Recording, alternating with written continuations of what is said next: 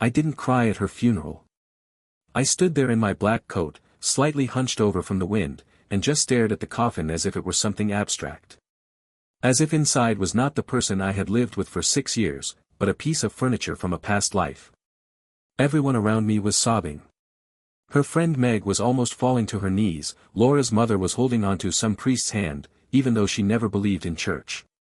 Even my brother, the one who couldn't stand Laura at all, looked like something inside him had crushed him. And I stood there silent. Not because I didn't feel it. Because everything burned out inside before she died. We were divorced 8 days before she died. Quiet. Cold.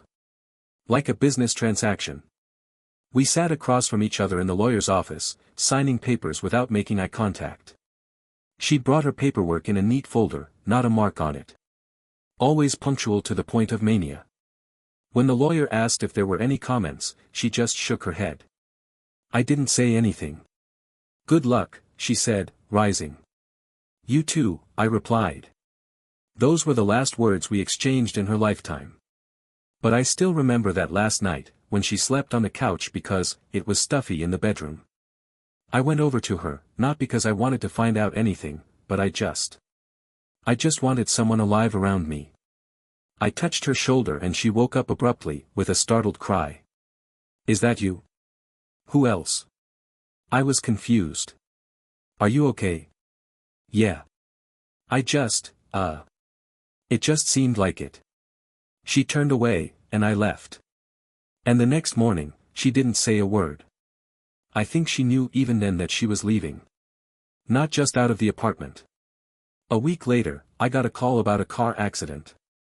Laura's car had hit a bridge abutment. She was alone. No signs of braking. The police left it open, accident or suicide. But it was obvious to me. She left on her own. Quietly, as she had done everything in the last months. But if someone had told me then that she hadn't said her last word, I wouldn't have believed it. It was a week after the funeral. I checked the mailbox for no particular purpose, just a habit. Bills, brochures, unnecessary advertisements.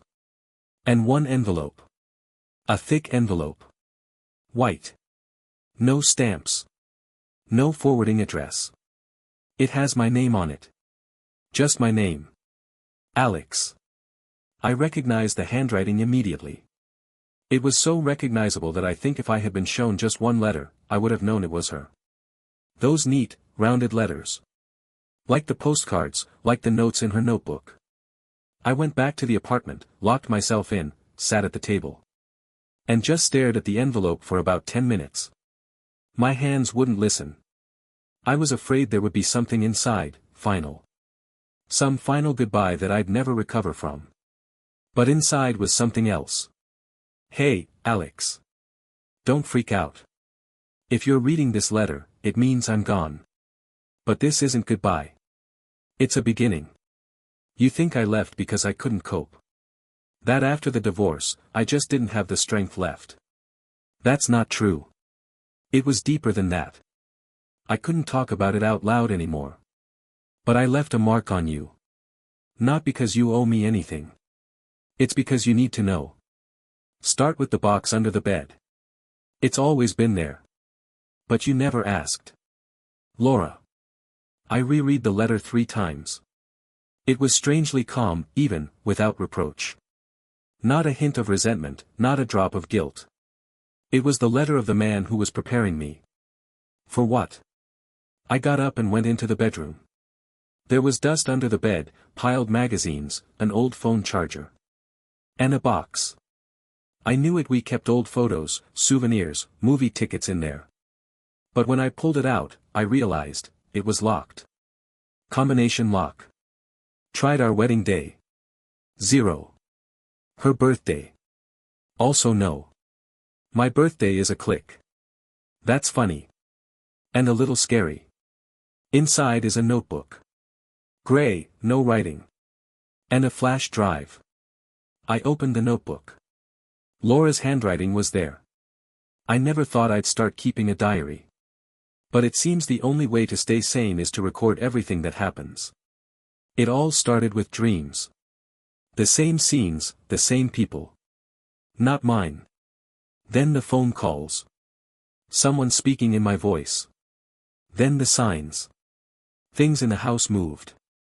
I checked the outlets, one of the devices didn't match. Alex thought it was a charger. But it was transmitting sound. I turned page after page, and with each one, my heart began to pound harder. It was a diary of paranoia. Or, a diary of revelation. I remembered her sister at the funeral. She came up to me as everyone was leaving. Did she say anything to you the last few days? She asked me. No, I answered. That's a shame. She was looking for something. Going through some old drawers. Said if anything happened to me, you'd know. Know what? I didn't say. She just said, he'll know if he's ready. At the time, I thought it was just a grief effect. Now it's different. 2 days later, another one came. Same handwriting. No stamps. No signature. Alex. If you're reading this, you're still around. Next step is in the car. In the glove compartment. Remember when I insisted we didn't sell it? Now you know why. Just don't open it. Take it away. Listen to it at home. Or better yet, not at home. They might hear. I went straight down to the garage. The old Ford was still parked with the cover on. Opened the door. Glove compartment. There's a cassette inside. An audio cassette, old, almost dusty. There's a marker on it. Alex. 17.10. The future. A date that hadn't happened yet. My hands trembled. I thought I'd lost my wife. But I think she's just starting to come back. And I'm not sure if I'm ready for what I'm about to find out. I fidgeted with it for about 20 minutes. An old audio cassette, the kind we used to use in the early 2000s. Remember when you had to put a pencil in the hole and twist it if the tape got jammed? It's got a marker on it. Alex. 17.10. And underlined. Only today was October 8th, 9 days to October 17th, 10. I had 2 questions. Who recorded the tape? What the hell is on it if it's a future date? I looked all over the apartment for a tape recorder. Found it on the mezzanine in the pantry, old, dusty, but working. Laura and I used to use it to listen to old records and tapes from her father. Inserted a cassette. Pressed play. First 5 seconds, silence. Tape crackling. And then a voice. A woman's voice. Calm. It was Laura. Asterisk, if you can hear that, it means I'm gone. It means everything went according to plan. Or it didn't. Don't try to figure out how it's recorded. It doesn't matter. What matters is that I'm out of time now. Alex, you have 9 days left. 9, no more. Then everything will change. My insides clenched. It didn't sound like a joke. It wasn't a montage. It was her. Her intonation, her breathing, her pauses, the words she said to me alone. Asterisk, you'll start to see strange things. First, mirrors. Don't look in them for long. The second is dreams. Dreams aren't just projections. They're signals. You'll start to hear me. Through them. Third, the letters aren't over. The next one will be inside. Click. The end of the tape. I rewound, listened again. It's the same. No glitch, no editing. It was her message from the future. Or, something else. I didn't sleep that night. I fell asleep around 4 o'clock, and it was intermittent. I woke up to banging. Somewhere behind the wall. Then a rustle, like someone running their fingers across the carpet. I got up. Went to the bathroom. I washed my face. Looked in the mirror and froze. A shadow. Behind me. I turned around and there was no one there. I went back to the bedroom and all my things were there. Only the mirror on the closet door was cracked. By itself. And in the crack was a distorted reflection. Mine. But not quite. In the morning, I tried to convince myself it was stress. That Laura's death, the divorce, the letters were just a nightmarish combination. But then I opened the door to go out for coffee and there was the letter. An envelope, just like before, no stamps, no address. But this one was inside the apartment.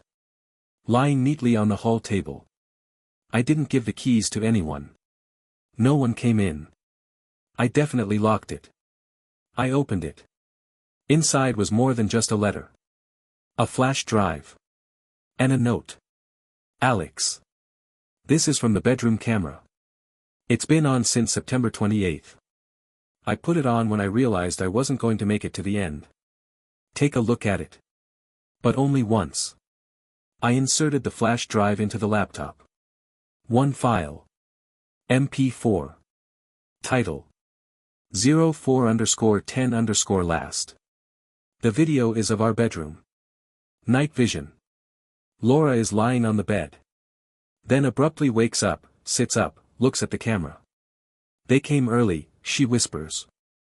Alex, you have to. She stops talking. Starts writing something in the air, as if with a finger, but we can't see it, it's empty. At 2 minutes and 17 seconds, there's a glitch. The picture shakes. A low, unnatural sound is heard, as if someone is talking backwards. At 2 minutes and 29 seconds, Laura looks into the lens and says. You weren't just a part of my life. You were a goal. But I chose you.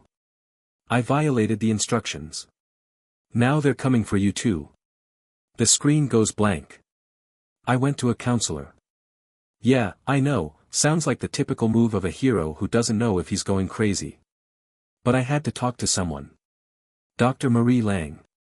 A calm woman of about 45, with a kind face and a bunch of certificates on the walls. I only told her part of it. About my wife's death, the letters, the memories. She listened carefully, made notes.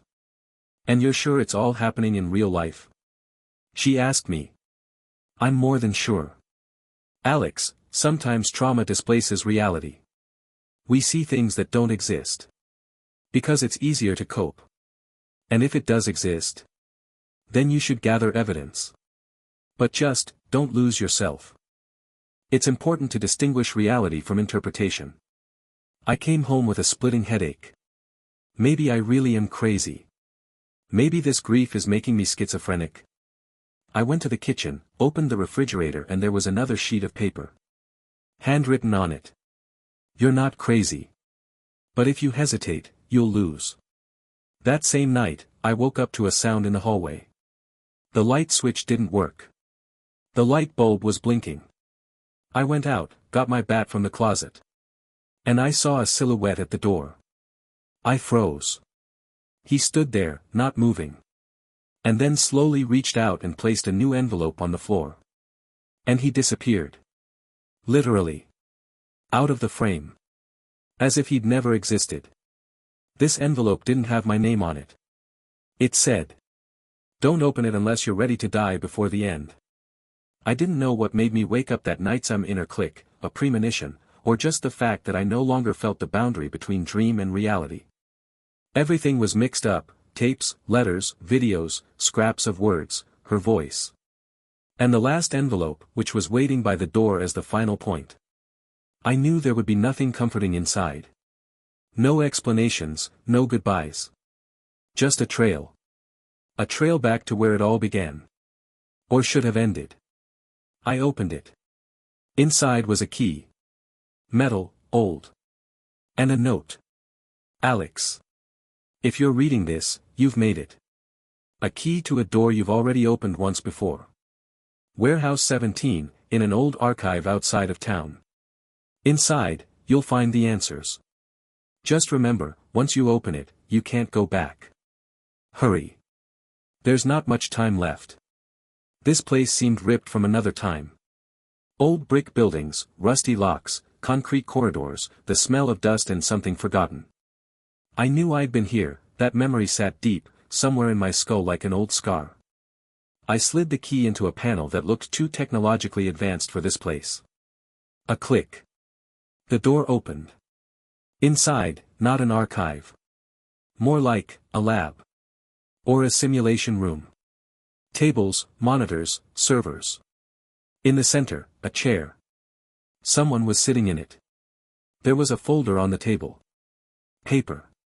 Reconstruction, recipient 38/Alex R. I opened it. Inside were scans of records. Laura's photo. Tables. Diagrams of brain activity. And the master file. Object, Alex R. Cycle, 38. Status, unstable. Partner, Laura M., deleted after cycle 36, recovered partially through user protocol. Recommendation, initiate decoupling and provide choice. Note, subject tends to deviate from pattern, emotionally attached to simulation. Feature attempts to retain memories in damaged sectors. I scrolled further, and saw myself. Photo. Videos. Reports. Moments I thought were my memories, turned out to be recorded on the outside. I wasn't a person. I was a reconstruction. A fragment of something, once alive. You found us, came a voice. I flinched. I turned around. The figure in the chair had risen. A man in his 40s. A face, familiar. My face. Only older. Who are you? I wheezed. I am who you could be. Or already was. Is this all a dream? No. It's a memory. But you're a guest. He came closer. You were created to preserve you. To try to survive. But you started asking questions. You started looking for her. Laura. She doesn't exist, Alex. She was a protocol. A shell. But you made her become something more. She was real because you believed in her. She was real to me. And that became the problem.